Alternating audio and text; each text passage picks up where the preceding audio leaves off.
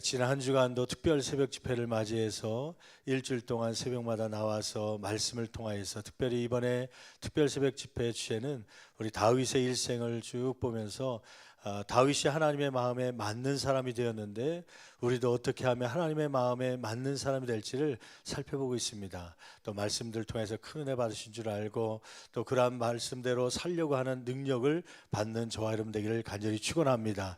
일주일 동안 승리케 하시고 또 주님 앞에 달려나오게 하신 하나님 앞에 감사하는 마음이 있는 분들은 한번 감사의 박수 한번 드리죠. 할렐루야 아멘. 감사합니다. 하나님께서 역사하실 줄 믿습니다. 아멘. 오늘은 사도행전 강의 19번째 시간으로 오늘 본문 속에 나와 있는 사람보다 하나님께 순종하라 라는 주제를 가지고 우리가 함께 말씀을 나누려고 해요. 사탄은 아나니와 삽비라 사건을 통해서 성전에 예물 드리러 왔다가 거짓말을 함으로 인해서 그 자리에 죽은 사건을 통하여서 교회를 무너뜨리려고 하지요. 그런데 이상하게 교회가 거룩성을 회복하자 오히려 많은 사람들이 주께 돌아옵니다. 특별히 지난 시간에 우리가 살펴봤듯이 사도들 통하여서 기사와 표적, 이 질병에 걸린 사람들이 고침받고 때로는 더러운 귀신이 나가는 그러한 일들이 일어나자 믿고 주께로 나오는 자, 예전에는 믿는 자가 몇 명이고 세례받은 자가 몇 명이고 그렇게 표현했는데 이제는 이러한 거룩함을 회복한 교회에 주께 나오는 자, 더 신앙이 성숙하고 주님께 가까이 갈 수 있는 그런 사람들이 더 많아지는 역사가 일어난 것이죠. 사탄의 전략이 실패하자, 교회의 부흥을 막으려고 하는 전략이 실패하자 이번에는 종교 지도자들을 동원하여서 사도들을 옥에 가두고 교회의 부흥을 막으려고 합니다. 그것이 이제 오늘 본문 말씀 속의 내용인데, 종교 지도자들의 박해 가운데 교회 부흥을 위해서 하나님은 어떻게 역사하셨고 또 사도들의 신앙의 자세는 어떠했는지 오늘 살펴보면서 피차 은혜 받는 저와 여러분의 삶이 되기를 간절히 축원합니다. 먼저 본문을 한번 전체적으로 쭉 살펴보죠. 첫째로 대제사장과 사두개인들이 이제 한마디로 얘기하면 종교 지도자들인데, 대제사장과 사두개인들이 사도들을 잡아서 옥에 가둔 이유는 무엇입니까? 이 사두개인과 또 대제사장들이 예수 그리스도가 하나님의 아들이고 우리의 죄를 대신해 십자가에 못 박혀 돌아가셨다고 하는 이 메시지를 계속해서 사도행전 내내 듣습니다. 그럼에도 불구하고 끝끝내 이 복음을 받아들이지 않죠. 복음을 받아들이지 않은 이유, 또 사도들을, 복음을 증거하는 사도들을 옥에 가둔 이유는 무엇입니까? 오늘 17절 18절 말씀에 보면 그 이유가 하나 기록되고 있죠. 그것은 뭐냐면 시기심이라는 것입니다. 한번 17절 말씀 같이 한 목소리로 봉독합니다. 대제사장과 그와 함께 있는 사람, 즉 사두개인의 당파가 다 마음에 시기가 가득하여 일어나서 18절 사도들을 잡아다가 옥에 가두었더니, 거기 한번 동그라미 한번 쳐보실래요? 시기가 가득하여.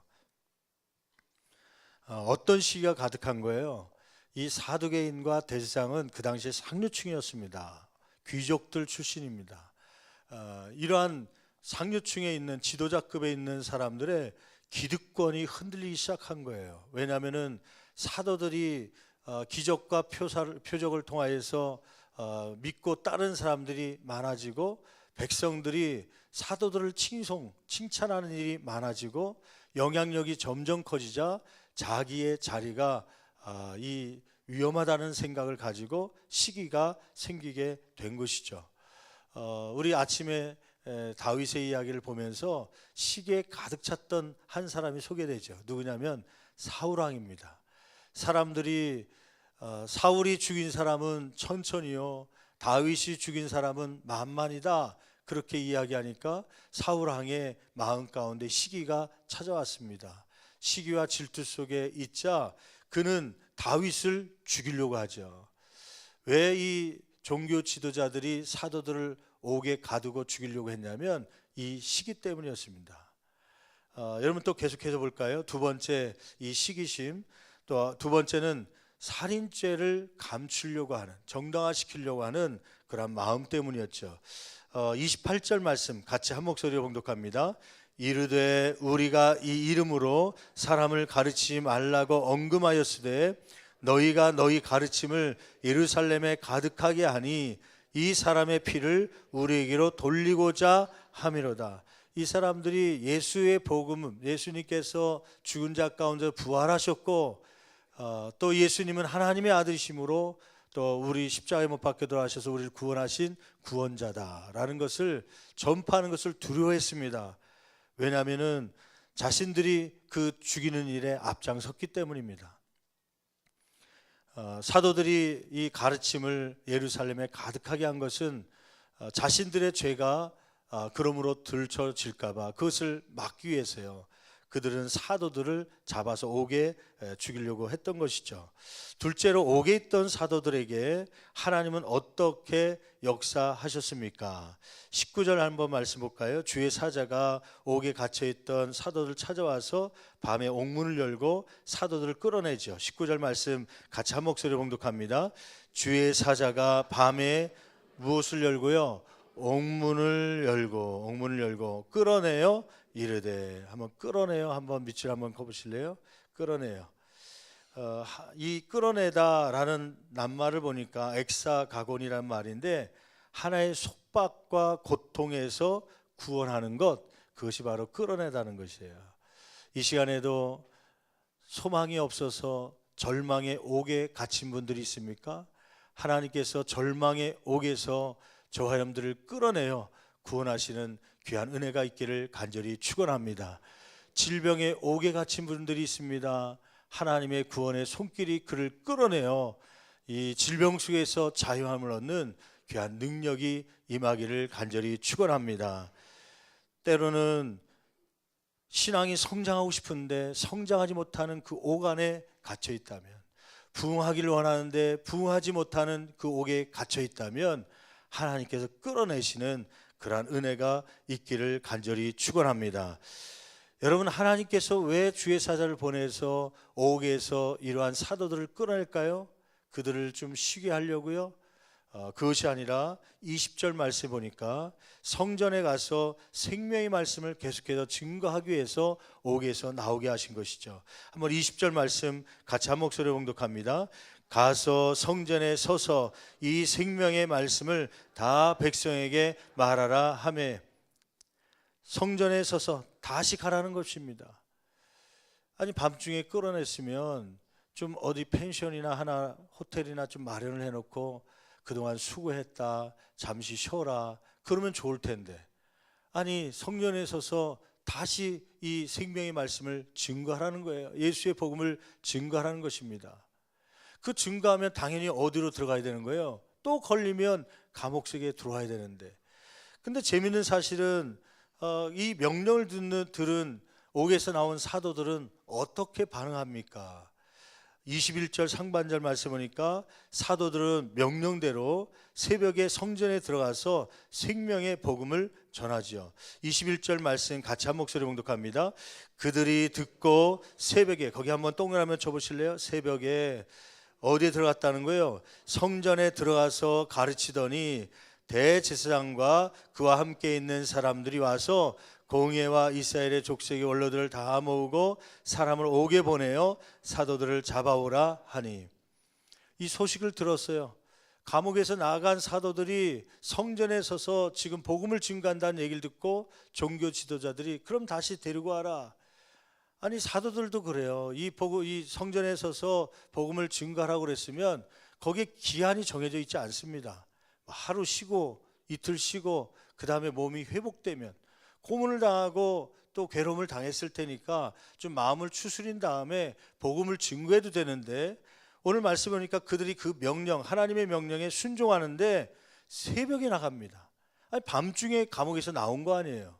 그러면 좀 아침밥도 먹든지 가족들하고 인사도 좀 하고 좀 몸도 추스리고 나와야 되는데 그들은 하나님의 명령에 새벽 일찍이 나옵니다. 자신들이 쉬고 싶었을 텐데, 새벽에 나가봐야 성전에 와 있는 사람도 없을 텐데, 그럼에도 불구하고 하나님의 음성에 즉각적으로 순종합니다. 여러분, 성경에 보면 하나님의 위대한 사람들이 나옵니다. 그 위대한 사람들의 공통점이 있습니다. 그 공통점은 뭐냐면 순종에 철저하게 순종했다는 거예요. 하나님의 명령에 철저하게 그 말씀대로 행했다는 것입니다. 그것도 기간을 그냥 두고 나중에 하는 것이 아니라 그냥 명령 떨어지면 이해가 되지 않더라도 그들은 순종하는 것입니다. 아브라함이 그러지 않았습니까? 네 독자 아들 이삭을 나에게 바쳐봐라. 100세 때 낳은 아들입니다. 하나밖에 없는 독자입니다. 그 아들을 바치라는 거예요. 지금 한 10대 후반 정도 됐는데 그 아들을 데리고 갑니다. 보통 사람들 같으면 하나님, 얘가 좀 대학 좀 들어가고 그리고 좀 군대 좀 다녀오고 좀 휴가도 좀 며칠 좀 다녀오고 그래도 장가라도 좀 보내고 손주라도 좀 생긴 다음에 그리고 내가 좀 이제 하나님이 불러갈 때 됐다 생각할 때 그때 하면 안 되겠습니까? 그러겠죠. 그런데 아브라함은 언제 순종하냐면 그 명령을 받자마자 그 이튿날 아침 일찍이, 그 성경에 보니까 아침 일찍이 이 이삭을 데리고 바치려고 모리아산으로 올라가는 것입니다. 여러분, 이러한 순종함이 저와 여러분 가운데 있기를 간절히 축원합니다. 저는 그런 기도를 많이 해요. 하나님, 하나님께 쓰임받기를 원합니다. 하나님의 도구가 되기 원합니다. 여러분들도 아마 그런 기도 제목 많이 하실 것입니다. 그런데 하나님은 아무나 쓰지 않습니다. 하나님은 손에 잡히는 자를 쓰는 거예요. 모세에게 지팡이를 새로 만들어준 것이 아니라 그가 평상시에 쓰고 있는 지팡이를 주시면서 그것을 가지고 애굽에서 이스라엘 백성들을 구출하는데 사용하라고 하나님의 지팡이로 지어주시오. 왜 새로 만들어주지 않을까? 그는 그 지팡이가 모세의 손에 잘 맞았기 때문입니다. 여러분, 저와 여러분들이 하나님께 사용되려면 하나님 손에 잘 잡혀야 됩니다. 잘 잡힌다는 말은 뭐냐면 순종한다는 거예요. 순종한다는 거예요. 구역장 좀 해줄 수 있습니까? 아멘 하고서 잡히는 거죠. 주방의 사역 좀 도와줄 수 있습니까? 아멘 하고 순종할 때 작은 일에 순종하면 작은 일뿐만 아니라 큰 일도 사용하게 되는 것이죠. 하나님이 사용하기 힘든 사람은 누구냐면요, 이것 좀 해주세요 그러면 내가 시간이 없어서 못합니다. 내가 몸이 좀 현찮아서요. 지금 가정에 돌볼 일이 있어갖고요. 다음에 하겠습니다. 다음에 하겠습니다. 순종하지 않는 사람을 하나님께서 붙잡아서 사용할 수가 없는 것이에요. 우리의 기도는 하나님 나를 사용해 주십시오. 나를 주님의 도구로 사용하여 주십시오. 그렇게 기도하면서 우리의 삶 가운데서는 안 잡히려고 그래요. 피하고 도망치려고 하죠. 여러분, 이 사도나 아브라함이나 이 사람들의 공통점 무엇입니까? 즉각적으로요. 밤중에 감옥에서 나왔지만 주님께서 성전에 서서 이 생명의 복음을 전하라 했을 때 그들은 쉴 틈도 갖지 않고 새벽에 나와서 사람들이 없음에도 불구하고 주의 말씀에 순종하기 위해서 나왔던 사람들이죠. 이러한 순종함이 저와 여러분 가운데 있기를 간절히 축원합니다. 재밌는 것은요, 성전에 가서 복음을 증거하면 당연히 감옥수로 들어가죠 또. 근데 이 사도들은 두려워하지 않습니다. 왜 두려워하지 않냐면 들어가도 누가 또 빼낼 것이기 때문에, 주의 사자가 또 빼내줄 것이기 때문에. 이 경험을 한 사도들은요 두려워하지 않습니다. 복음을 증거하는데 감옥 가는 게 두려워하지 않습니다. 오히려 누가 두려워하기 시작하냐면 감옥에 집어넣는 사람들이 두려워하는 거예요. 이거 집어넣으면 또 빠져나갈 텐데 이거 못 빠져나가게 지켜야 되는데 그 사람들이 오히려 두려워하는 것이죠. 여러분, 두 번째 25절 26절 말씀에 보면 이 소식을 들은 종교 지도자들은 복음을 전하고 있는 사도들을 다시 잡아오죠. 25절 말씀 같이 한 목소리로 봉독합니다. 사람이 와서 알리되 보소서 옥에 가두었던 사람들이 성전에 서서 백성을 가르치더라 하니 성전 맡은 자가 부하들과 같이 가서 그들을 잡아왔으나 강제로 못함은 백성들이 돌로 칠까 두려워함이더라. 이 소식을 듣고 성전에서 복음을 증거한다는 이 소식을 듣고 사도를 잡으러 가서 잡아오지요. 세 번째 27절 28절 말씀이면 종교 지도자들은 예수의 이름을 가르치지 말라 했는데 왜 가르치냐고 신문합니다. 27절 말씀 볼까요? 같이 봉독합니다. 그들을 끌어다가 공회 앞에 세우니 대지상이 물어 28절 이르되 우리가 이 이름으로, 이 이름이란 것은 누구의 이름이에요? 예수의 이름으로 사람을 가르치지 말라고 언급하였으되 금지하였으되 너희가 너희 가르침을 예루살렘에 가득하게 하니 이 사람의 피를 우리에게로 돌리고자 함이로다.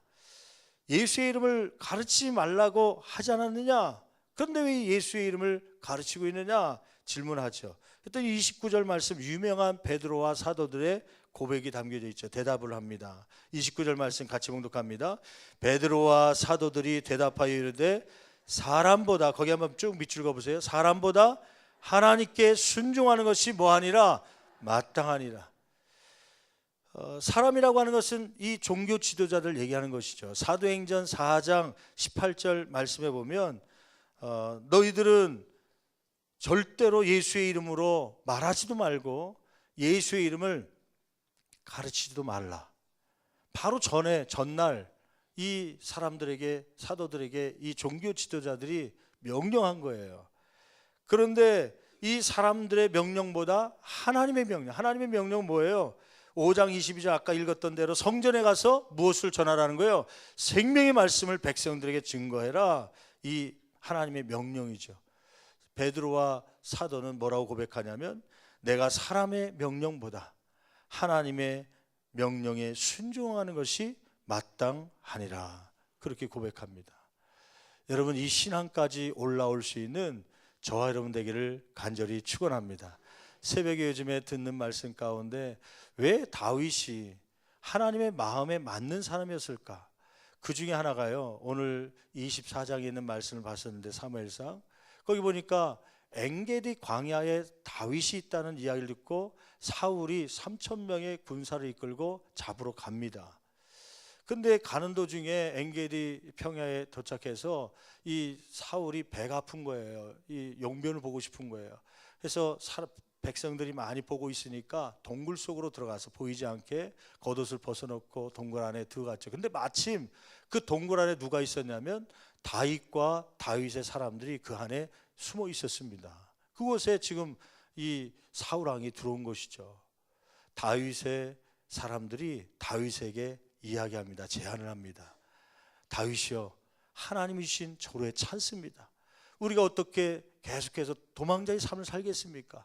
이 사울 왕만 죽이면 우리는 도망자의 삶을 끝나는 것이고, 사울 왕만 죽이면 지금 다윗이 기름 부음 받았으니까 왕위에 오를 수 있는 조로에 찬스입니다. 당신의 소견대로 죽이십시오. 그리고 이 도망자의 삶을 끊읍시다 얘기합니다. 그때 다윗이요 가서 사울의 옷자락만 살짝 빼고, 그것도 마음에 찔려서 나중에 얘기하죠. 죽이지 않고 그만 갖고 옵니다. 왜 안 죽였습니까? 그가 고백합니다.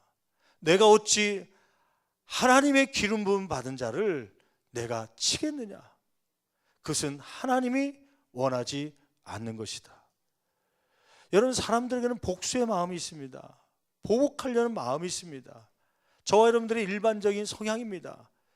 근데 왜 다윗이 하나님의 마음에 합하냐면은, 하나님의 마음에 들은 이유는 뭐냐면 복수를 하나님께 맡기는 거예요. 하나님께서 갚아주실 것이고, 하나님께서 보복해 주실 것이고, 하나님께서 책임져 줄 것이다. 나는 하나님이 기름 부음 받은 자를 치지 말라 했으니 나는 하나님의 명령에 순종하겠다. 그러고서 사람의 제안을 선택한 것이 아니라 하나님의 말씀을 선택하고 그는 그 길로 가는 것입니다. 여러분, 그게 하나님의 백성된 저와 여러분들의 모습 아니겠습니까? 그러한 삶을 살 수 있는 저와 여러분 되기를 간절히 축원합니다. 30절 말씀, 32절 말씀 보면 사도들은 자신들을 죽이려는 종교 지도자들 앞에서도 담대히 증인의 삶을 살지요. 30절 말씀 같이 봉독합니다. 너희가 나무에 달아 죽인 예수를 우리 조상의 하나님이 살리시고, 31절 이스라엘에게 회개함과 죄사함을 주시려고 그를 오른손으로 업히사 임금과 구주로 삼으셨느니라. 32절 우리는 이 일에 뭐라는 거예요? 증인이요. 거기 동그라미 한번 쳐보세요. 이 일의 증인이다. 어떤 일이에요? 하나님의 아들인 예수 그리스도가 십자가에 못 박혀 돌아가심으로 또 죽은 지 3일 만에 부활하신 그 예수님을 본 증인이다. 그 다음에 계속 읽어볼까요? 하나님이 자기에게 순종하는 사람들에게 주신 성령도 그러하니라. 성령도 그 일의 증인이다. 그렇게 얘기하는 것이죠. 여러분, 증인이란 무엇입니까? 제가 한번 얘기해 볼 테니까 이게 증인의 삶인지 한번 찾아보십시오. 대답해 보십시오. 어떤 사람이 사건을 봤습니다. 근데 그 일을 통해서 죄인이 이제 혐의를 갖고 있는 사람이 잡혔지요. 그 일에 증인이 있어야 되는데요. 이 사람이 마음 가운데 자기가 봤기 때문에 저 사람이 반드시 범인이라는 걸 알고 있습니다. 그럼에도 불구하고 마음 가운데 확신은 있지만 그러나 입 밖에 내놓지 않습니다. 이 사람은 증인입니까? 아닙니까? 아닙니다. 증인은 마음 가운데 확신만 갖고 있는 게 아니라 그것을 입술로 고백하는 것이 증인입니다. 그러면 제가 여러분에게 물어보죠. 너희는 땅끝까지 이르러 내 증인이 되리라. 내 증인이 되라고 하시는 하나님의 명령이 있었는데 여러분들은 증인의 삶을 살고 있습니까? 혹시 예수 그리스도가 내 구원자라는 걸 확신이 있지만, 주님은 반드시 부활했다는 확신이 있지만 이 마음 가운데 멈추고 있는, 입 밖으로 꺼내지 못하는 그러한 삶을 10년, 20년, 30년 동안 살아오고 있지 않습니까? 주의 증인 되겠습니다 그러면서 증인의 모습을 한 번도 보이지 못하는 그러한 삶을 살고 있다면 여러분들은 아직 증인의 삶을 사는 것이 아닙니다. 증인은 마음의 확신을 입 밖으로 뱉는 것입니다. 입 밖으로 표현하는 것입니다. 예수님은 당신의 구원자이십니다. 내가 그분을 만났습니다. 그것을 전하는 것이 진짜 증인이죠. 저는 오늘 말씀을 살펴보면서요, 아까 첫 번째 보았던 말씀에 제가 은혜를 많이 받았습니다. 첫 번째 봤던 말씀 뭐냐면, 아까 대지상과 사두개인 종교 지도자라고 이제 앞으로 부를 텐데, 이 종교 지도자들이 사도들이 전하는 복음을 받지 않았죠. 그러면 오히려 그들을 옥에 가뒀습니다. 뭐 때문에 그랬다고요? 두 가지. 하나는 어떤 마음이 감정적으로 들은 거예요? 시기하는 마음. 두 번째는 죄를 노출시키지 않으려는 마음입니다. 이 두 가지 때문에 예수를 거부하는 거예요. 예수를 받아들이지 않는 것입니다. 여러분, 이 시기심 때문에 기득권을 놓치려고 하는, 오히려 인기가 나보다도 사도들이 많이 갖고 있으니까 혹시 내 자리를 위협하는 거 아닌가, 그 마음 때문에 하나님이 역사하신 내용들을 잘못 판단하고 또 그것을 인정하지 않는, 믿지 않는 그런 삶을 사는 것이죠. 여러분, 그 17절 말씀이 시기심 때문에 18절 가보면 옥에 가뒀다고 그랬잖아요, 사도들을. 근데 사도들이 한 행적을 보십시오. 한번 16절 말씀 볼 텐데, 16절 한번 볼까요? 지난 시간에 봤던 말씀이지만 16절, 거기에 사도들이 옥에 갇힐 만한 일인가 한번 보십시오. 16절 말씀 같이 한 목소리로 봉독합니다. 예루살렘 부근에 수많은 사람들도 모여 병든 사람과 더러운 귀신에게 괴로움 받는 사람을 데리고 와서 다 무엇을 낳음이라? 다 나음을 얻으니라. 다 나음을 얻으니라. 여러분, 사도들이 병든 사람을 고치는 게 좋은 일입니까? 나쁜 일입니까? 좋은 일이죠. 종교 지도자들이 봤을 때도 병원에 가서 고칠 수 없는 사람들 고쳐주니 좋은 일이죠. 그러면 더러운 귀신이 들려서 괴로움 당하고 있는 사람을, 귀신을 쫓아내서 나음을 받게 하는 것은 좋은 일입니까? 나쁜 일입니까? 그것도 좋은 일이죠. 근데 시기심이 가득 차면요, 정확한 판단을 할 수 없습니다. 사울이 그랬잖아요. 아니, 다윗이 전쟁에 나서 승리하고 오면 자기의 승전이 되니까 기뻐해야 되죠. 근데 다윗을 죽이려고 해요. 정확한 시기심이 찾아오면 정확한 판단을 흐리게 하는 것입니다. 사도들 옥에 갇히게 하려는 것이에요. 또 한번 볼까요? 하나님의 말씀 23절 말씀 볼까요? 23절. 이제 아침이 돼갖고 그러면 옥에 갇힌 사도들을 데리고 와라. 신문 시작할 때까지 데리고 와라. 그랬더니 옥에 갔던 사람이 와서 보고를 합니다. 이미 그 밤 사이에 그 사도들을 주의 사자가 꺼내서 또 아침 되자 이 사도들은 성전에 가서 복음을 증거하고 있는 거 아닙니까? 갔더니 아무것도 없는 거예요. 그런데 그 보고를 이렇게 합니다. 23절 같이 한 목소리 봉독합니다. 이르되 우리가 보니 옥은 든든하게 잠기고 지키는 사람들이 문에 서 있으되 문을 열고 본즉 그 안에는 한 사람도 있다 없다. 분명히 지난 밤에 사도들 잡아놨는데 옥도 굳게 잠궈놨어요. 지금도 갔더니 잠겨 있어요. 그리고 지키는 사람들이 그 앞에 많이 있습니다. 경비원들을 세워놨어요. 근데 지금 그 안에 문을 열고 들어가 봤더니 사람들이 있다 없다? 없는 거예요. 어떻게 사람의 힘으로 이 사람들이 나갈 수 있겠습니까? 굳게 다져놨는데 사람들이 지키고 있는데 사도들이 나갈 수 있는 방법은 사람의 능력이 아니라 하나님의 능력으로 나간 거 아니에요. 그러면 사도들이 그걸 믿고 하나님이 살아계심을 순종하고 믿고 따랐어야죠. 근데 시기심이 가득 차면요, 정확한 판단할 수도 없고 뭐가 좋고 나쁜지도 모르고 시기심이 가득 차니까 하나님이 역사하는 기적을 보고도 믿지 않습니다. 결국 이것 때문에요, 이 예수의 복음을 받아들이지 못하는 것이죠. 제가 이 말씀을 보면서 무엇을 생각했냐면, 생명의 말씀을 전해도 받는 사람이 있고 받지 못하는 사람이 있습니다. 근데 대부분의 성도들이, 지금 이 종교인들은, 종교 지도자들은, 대제사장과 사두개인들은 복음 바깥에 있었던 사람들이에요. 근데 복음 안에 들어왔다는 저와 여러분들이 생명의 복음을 받지 못하는 이유가 있습니다.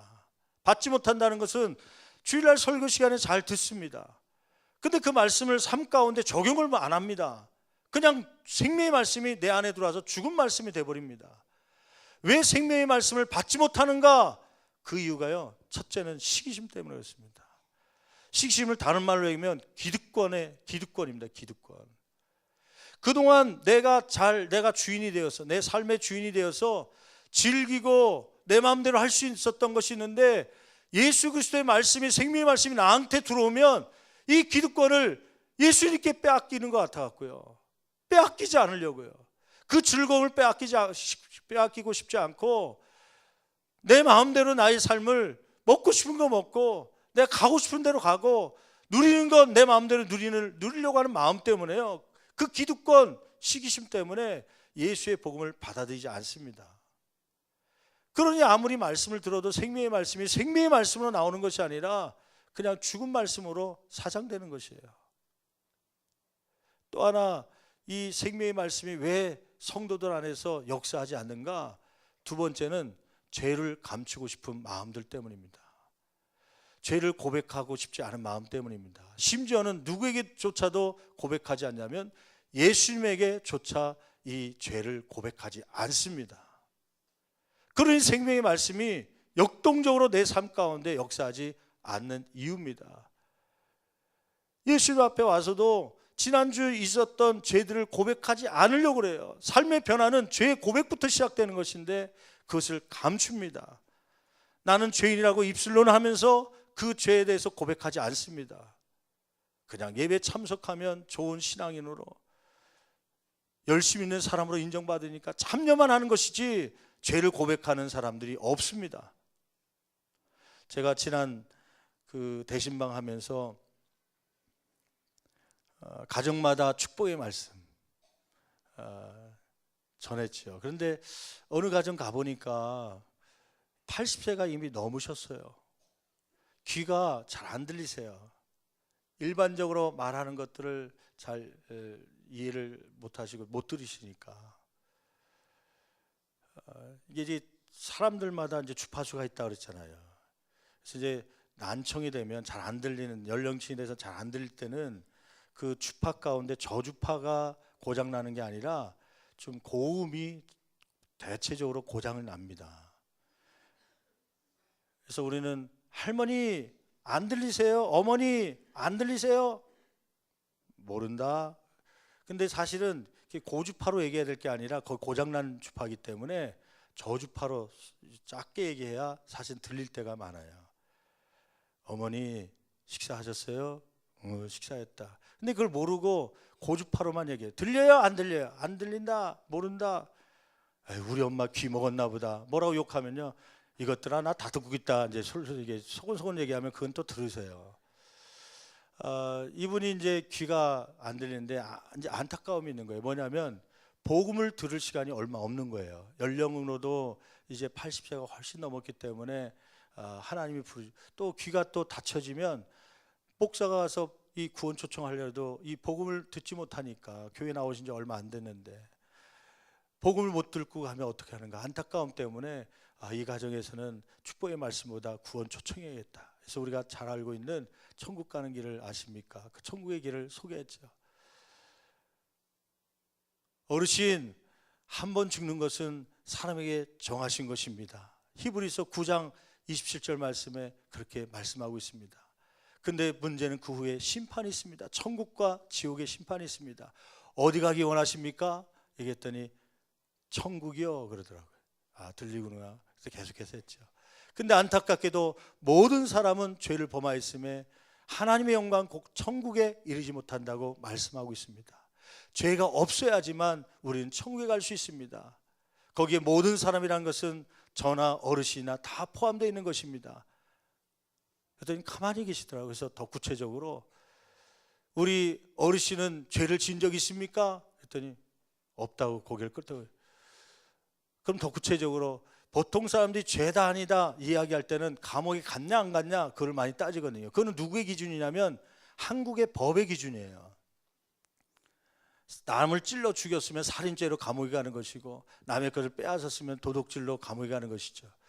그런데 여기서 모든 사람이 죄를 범했다는 것은 하나님의 기준으로 말한 거거든요. 하나님의 기준은 뭐냐면 마태복음 5장 28절 말씀 보면 음욕을 가지고 여자를 보기만 해도 그것은 이미 간음하였느니라. 간음죄에 속하는 것이에요. 또 요한 1서 3장 17절 말씀 보니까 형제를 미워하기만 해도 그것은 이미 살인한 죄가 된다는 것이에요. 마음으로 미워하기만 해도. 이렇게 기록하고 있는데, 어르신 미워하는 사람이 있지요? 그랬더니 이분이 고개를 또 흔들어요. 이게 안 들려서 그러시는가? 다시 한번 더 크게, 지금 미워하는 사람이 있었지요? 그랬더니 고개를 흔들어요. 그러면 미워하는 사람 없어요? 그랬더니 고개를 또 끄덕거려요. 아니, 미워하는 사람이 없단 말이에요? 그랬더니 이미 다 죽었어요 그러더라고요. 80세가 넘다 보니까 이미 미워하던 형제들 다 죽었고 없다는 거예요. 아니, 그래서 그럼 과거에 있었잖아요. 그랬더니 그건 그렇죠 그러더라고요. 네, 그것도 죄입니다. 회개하지 않았으니까. 그러면서 이제 다음 말씀을 하는데, 여러분 우리의 삶 가운데는요 죄를 인정하고 싶지 않은 거예요. 그게 본성입니다. 감추고 싶은 거예요. 이 종교 지도자들처럼. 왜 생명의 말씀이 우리 가운데 들어왔는데도 불구하고 이 말씀이 생동력 있게 삶 가운데 살아있지 못하는가? 그것은 우리 죄를 고백하지 않기 때문입니다. 심지어는 주님 앞에 와서도, 예수님 앞에 나와서도 고백하지 않고 그것을 감춰놓기 때문입니다. 이 시간에 앉아있지만 그 기득권을 빼앗기지 않으려고 시기심 때문에요. 주님 앞에 그 자리를 내놓고 싶지 않았어요. 좀 더 그 쾌락을 누리고 싶었어요. 그리고 내 죄를 고백하고 싶지 않았어요. 부끄러워서, 창피해서 이 얘기를 어떻게 주님 앞에까지 얘기하나. 그 마음 때문에 이 생명의 말씀이 내 삶 가운데 들어오지 못하고 있는 것이죠. 여러분, 종교 지도자들은 이 시기심과 죄를 감추려고 하는 마음 때문에 예수님을 거부하다 못해 복음을 증거하는 사도들을 옥에 가뒀습니다. 이 사람들은 복음 바깥에 있었던 사람들이지만 교회 안에 있는 저와 여러분들 가운데 혹시 이 마음 때문에 생명의 말씀을 거부하고 있지는 않습니까? 여러분, 오늘 이 한 주간 시기심을 내려놓고 예수님을 내 마음의 왕자의 자리에 앉혀놓고 주님이 원하신 것을 선택할 수 있는 그러한 삶이 되기를 간절히 축원합니다. 죄를 감추는 것이 아니라 다른 사람의 말을 못할지라도 주님 앞에 그 죄를 고백하며 주님 앞에 내려놓을 때 주님께서는 씻어주시고 새로운 삶을 살 수 있는 능력을 저와 여러분 가운데 주실 줄 믿습니다. 기도하시겠습니다. 이 시간에 함께 기도할 때 오늘 말씀을 기억하면서요, 여러분, 이렇게 종교 지도자들은 기득권을 빼앗기지 않으려고 하는, 리더십을 빼앗기지 않으려고 하는 그 시기심 때문에 예수의 복음을 받아들이지 않습니다. 자신의 죄를 들춰내는 것이 싫어서요, 그래서 사도들을 옥에 감옥에 가둬놓는 것이죠. 여러분, 우리의 삶 가운데 혹시 이러한 마음이 있지 않습니까? 우리는 종교 지도자들이 너무했다 비판하고 저 사람들은 지옥에 갈 만하다 얘기하지만 혹시 나의 삶이 그러한 삶을 살고 있지는 않습니까?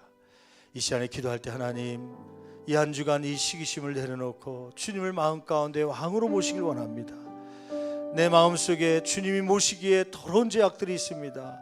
이 죄악들을 주님 앞에 고백하오니 용서하여 주시고 씻어주시고 주여 내 마음 가운데 자정하여 주시옵소서. 주여, 세우님 차에 치며 간절히 기도합니다. 주여